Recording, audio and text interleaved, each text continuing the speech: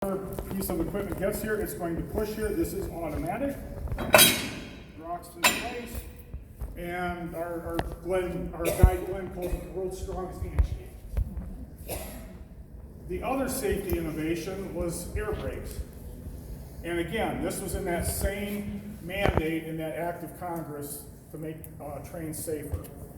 Prior to that, what you've seen on TV and in the movies is absolutely true. In order to stop the train, a brakeman would have to climb on top of the train, run across the top of the car, turn the brake wheel, jump from one car to the next, run, tighten, jump, run, tighten. And there would be one brakeman for every 5 or 6 cars. So if you had a 30-car train, you had 3 brakemen. Now, you can imagine that's not the best job in the best of weather, let alone come winter.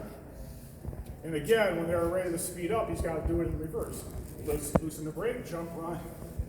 Anyway, the advent of Westinghouse air brakes changed all of that too. But again, the railroad companies being tightwads that they were, they didn't want to adopt them, so it took that act of Congress. Now, every car in the train has these air brakes. And with no air applied, the brakes are engaged and it's sitting there locked in place.